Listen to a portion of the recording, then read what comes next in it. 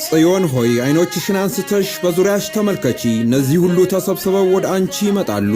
ትንቢተ ኢሳይያስ ምዕራፍ 49 ቁጥር 18። እንኳን ለ2017 ግንቦት 21 ለእመቤታችን ለቅድስት ድንግል ማርያም ክብረ በዓል በሰላም አደረሰን አደረሳችሁ።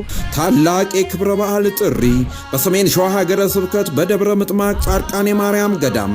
በሰሜን ሸዋ ሀገረ ስብከት ታላቁ ንጉሠ ነገሥት መፍቀሬ እግዚአብሔር ርቱዐ ሃይማኖት አጼ ዘርዓ ያዕቆብ ቆስጠንጢኖስ ዘኢትዮጵያ በኢትዮጵያ ዳግማዊት ደብረ ምጥማቅ አድርገው በመሰረቱልን በታላቋ ገዳማችን በጻድቃኔ ደብረ ምጥማቅ ቅድስት ማርያም ገዳም በታላቅ ድምቀት ይከበራል። የበርካታ ታሪክ ባለቤት የሊቃውንት መፍለቂያ የሆነች የፈውስ ቦታ፣ ያዘኑትን የምታጽናና ለተማጸኗት የልብ መሻታቸውን ፈጥና የምትፈጽም እመገዳማት ጻድቃኔ ማርያም ገዳም። ገዳማችን ያው ጥንታዊና የፈውስ የበረከት ቦታ የራእይ ቦታ ነው። ብዙ ሊቃውንተ ቤተክርስቲያን መነኮሳት፣ መነኮሳያት፣ ካህናት ያሉበት ትልቅ የበረከት ቦታ ነው።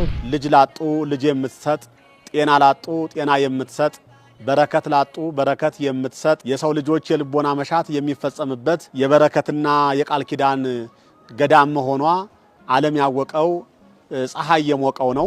ግንቦት 21 ቀን 2017 ዓመተ ምህረት የእመቤታችንን የመገለጥ በዓልና የመድኃኒታችንን የኢየሱስ ክርስቶስ በዓለ ዕርገቱን ብፁዓን አበው ሊቃነ ጳጳሳት፣ መምህራነ ወንጌልና ዘማሪያን በተገኙበት በደማቅ ሁኔታ ይከበራል። የዘንድሮ በዓል ደግሞ ልዩ የሚያደርገው በዓሉን የጌታችን የአምላካችን የመድኃኒታችን ኢየሱስ ክርስቶስ በዓለ ዕርገትም አብሮ ስለምናከብር ስለዚህ ወደ ገዳማችን መጥታችሁ ከመቤታችንም በረከት እንድናገኝ ገዳማችን ጥሪውን ያስተላልፋል። በሀገር ውስጥና በውጭ ሀገር የምትገኙ የጻድቃኔ ማርያም ልጆችና ወዳጆች መንገዱ ፍጹም ሰላም ስለሆነ ኑ ግንቦት 21 ቀን 2017 ዓመተ ምህረት ከዋዜማው ጀምሮ ከደጇ በመገኘት የበረከቱ ተካፋይ እንሁን። ከዋዜማው ጀምራችሁ በመገኘት ይህንን ታሪካዊ በዓል እንድታከብሩና በረከት እንድታገኙ ገዳማችን ጥሪ ያስተላልፋል ማለት ነው። ወደ ገዳሟም ስትመጡ በጉዞ ላይ የሰላም አስቸጋሪ ሁኔታ